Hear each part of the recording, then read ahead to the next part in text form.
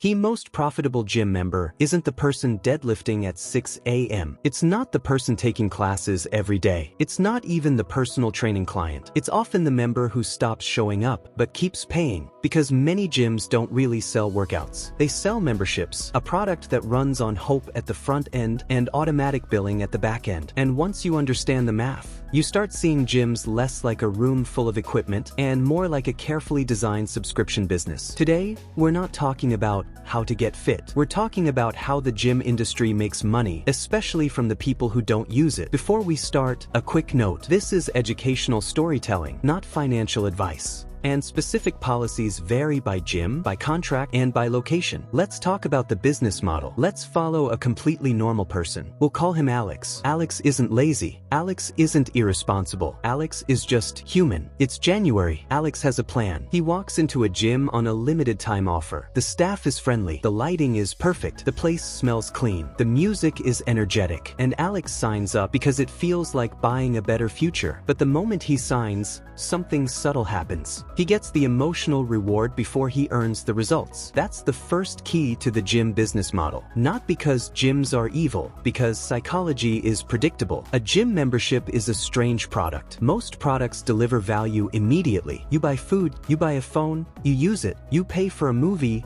you watch it. But a gym membership sells something different. It sells a story, a future identity. You're not just buying access to machines. You're buying the idea that you're someone who goes to the gym. You're buying a fresh start. That's why joining feels so good. The purchase itself can deliver a rush of motivation and relief. Finally, I'm doing something about it. But the gym doesn't get paid based on Alex's results. It gets paid based on Alex staying subscribed. And that changes everything. Now let's switch from psychology to business. A gym has heavy fixed costs: equipment, maintenance, insurance, cleaning, utilities. Whether one person comes in today or 1,000 people come in today, those costs still exist. But once the gym is open, the cost of one extra member is often surprisingly low, especially if that member barely shows up. If Alex pays every month and visits twice, the gym's cost to serve Alex is tiny. No extra treadmill is needed, no extra square footage, minimal wear. So from a gym's perspective, the best customer is often the one who pays consistently and uses the facility lightly. In other words,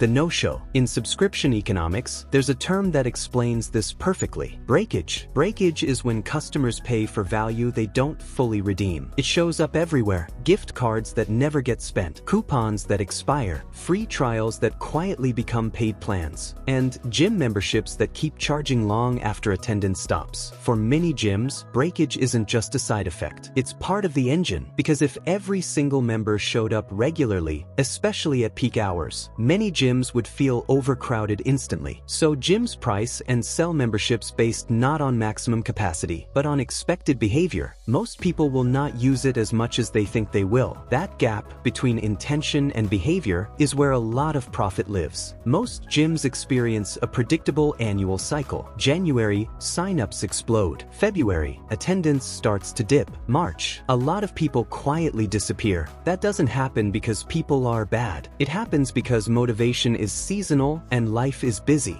Deadlines, family, weather, injuries. But the gym's revenue doesn't depend on attendance staying high. It depends on billing staying consistent. So gyms market hardest when people are most emotionally ready to commit. New year, summer body season, fresh start moments. It's not just selling fitness, it's selling timing. Here's the twist most people don't think about. Breakage isn't only profitable. In many gyms, it helps keep membership prices lower than they otherwise would be. Because imagine a world where every member used the facility frequently, consistently, at peak hours. The gym would need more space, more machines, more staff, more maintenance, and the monthly price would likely rise. So, in a strange way, the industry depends on a reality that sounds harsh, but is common. Many people will pay for a version of their life that never fully happens. The gym makes money. The gym stays less crowded. The gym can offer affordable plans. But the member who stops going ends up funding the system. Membership is often the base layer. Then come the upsells, personal training packages, paid classes, coaching, premium amenities, merchandise. Supplements. This creates a two-part business. A large base of members funds the facility through monthly billing, and a smaller group of heavy users buys higher-margin services. So a gym can profit from both extremes: the no-show member who pays and disappears, and the dedicated member who pays extra. And the tricky part is the middle: people who come enough to take space, but not enough to buy add-ons. Ever notice what's front and center when you walk into a gym? Often it's cardio machines, mirrors, bright lighting, loud energy. Because the gym isn't only a facility, it's also marketing. It's a stage set for identity change. This is where the new me lives. That emotional pull matters. It helps signups. It helps retention. It helps people recommit after they've stopped attending. The facility is part product and part promise. At this point in the story, Alex becomes what we could call a quiet quitter. He doesn't call. He doesn't complain. He doesn't show up. But the billing continues. Because life happened, he got busy, and canceling became a task for later. From the gym's perspective, Alex is close to the perfect customer. He helps fund rent and equipment. He doesn't take up space. He doesn't create wear and tear. He doesn't demand staff time. His membership payment is predictable revenue. And predictable revenue is the dream of almost every business. So when you zoom out, the gym model looks like a subscription machine built on three forces. 1. Emotional sign-up moments. People buy the story of a future self. 2. Breakage. Many customers don't use what they pay for. 3. Inertia and sometimes friction. Canceling requires effort, and effort gets delayed.